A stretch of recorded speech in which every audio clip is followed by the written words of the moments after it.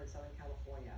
Dr. Daisy Dodd, infectious disease specialist with Kaiser, is with us now. We appreciate your time, Dr. Dodd. Thank you so much. So these new guidelines from the CDC say that fully vaccinated people no longer need to quarantine if they've been exposed to someone who has had COVID, but there are a few conditions, and can you explain what those are?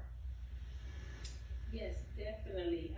They came up with these recommendations today, and they actually said that an individual who has been properly immunized with the vaccines that we currently have, you must have had both vaccines, and it has to be a period at least 2 weeks after you have been vaccinated. And that's when you are assumed to be fully protected, and not more than 3 months. And where you really don't know how long the protection from the vaccine would last, and that's therefore the 3 months. These will apply definitely to all of us, with the exception of people who are inpatients or individuals who might be on a convalescent home or who might be on a health care facility. Because we don't know, although they might be vaccinated, we really don't have any idea as to how they responded and whether they might be fully protected. And the additional caveat is the fact that if you were vaccinated and you were exposed, if you develop symptoms, you still have to have your 14 days quarantine. All right, well, a new strain, first detected here in Southern California, is rapidly spreading across the country, and researchers believe that this new variant accounts for nearly half of the COVID-19 cases in Southern California. So do we know if this variant is more contagious? Is it more dangerous? California 20C, and I almost feel like California, we always have to be in front. We have our own variant. It's affecting at least 50% of those of us that live here in California. It doesn't seem to be much more severe than what it has been circulated in the community.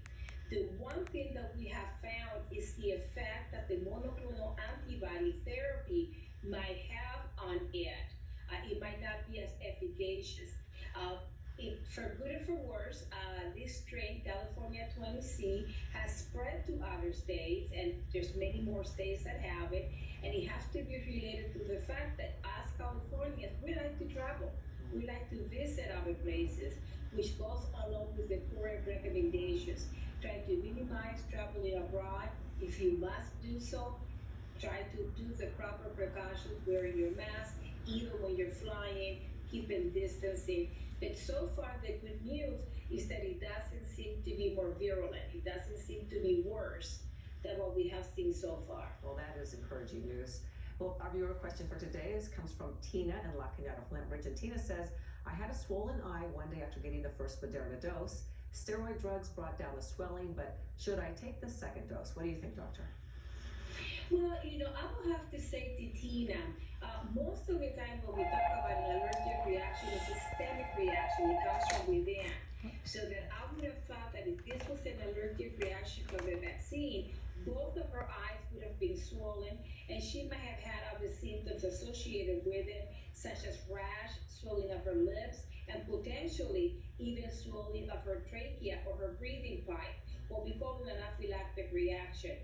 I'm not quite sure who might have given her the steroids, so that I'm assuming a doctor gave it, so a doctor could make the presumptive diagnosis as to what he or she suspected that produced that swelling. It could have been just sort of a temporal exposure. I mean, she might have touched her eye for mascara or what have you, and that produced the swelling.